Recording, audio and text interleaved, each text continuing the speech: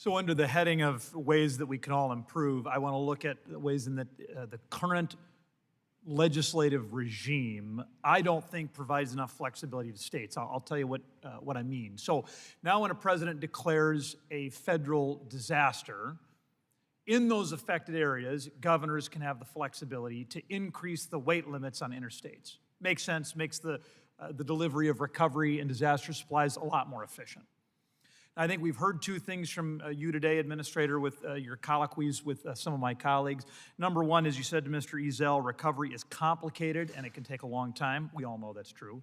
And number two, disaster supplies can get pulled in from a large geographic area. So here I think are the weaknesses in the current legislative regime, and you'll tell me where my assumptions are wrong. So first off, recovery can take a long time. Right now, when the president issues this disaster declaration, I think governors are only given the flexibility to increase those weight limits for 120 days. Clearly, recovery can take a lot longer than that.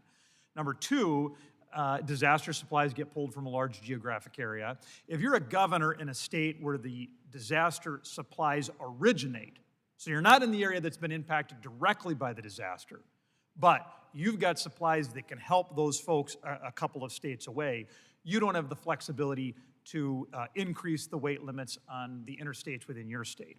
So the MOVE Act, which is a bipartisan effort in this committee, Mr. Costa and myself, would provide flexibility in both those areas by moving the amount of time that governors can have that flexibility from 120 days to 270 days. And then, again, large impacted area allows governors to waive those weight limits if they're in an area where the supplies originate. So, Madam Administrator, the MOVE Act, does that sound like that would increase the efficiency and the effectiveness of disaster response?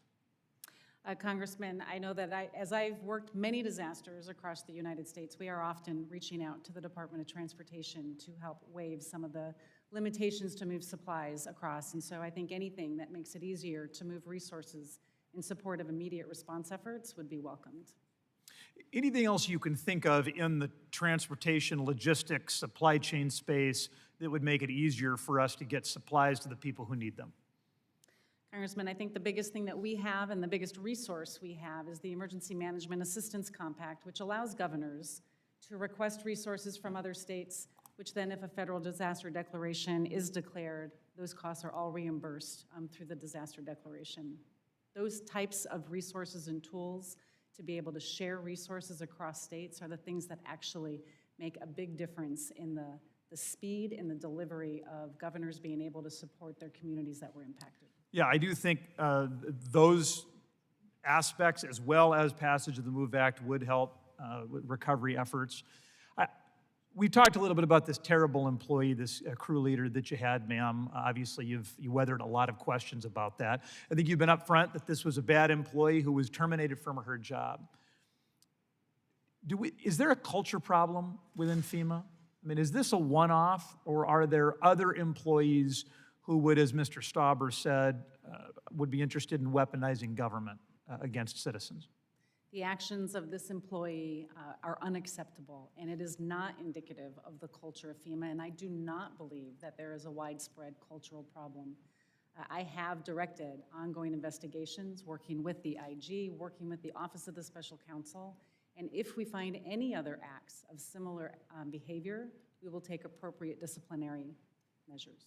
So what should Congress, what should this committee look for? I mean, we want to take you at your word. We want to believe that we don't have a culture problem within FEMA. What should we be looking for over the course of the next 3 months to validate your assertions? I think that you should look at the results that we come out with from ongoing investigations and the amount of assistance that we continue to provide in communities and the support during their recovery process. We will be with them throughout their recovery, helping them rebuild in a way that's going to make them more resilient against future disasters. Would an investigation from an inspector general or an ombudsman or some other third party help increase the confidence of this committee that your assertions are accurate? We are currently in conversations with the IG, and I would welcome an inspection from the IG, and as I stated to Chairman Perry earlier, I will personally request that investigation from the IG. Very good. Thank you. I yield back.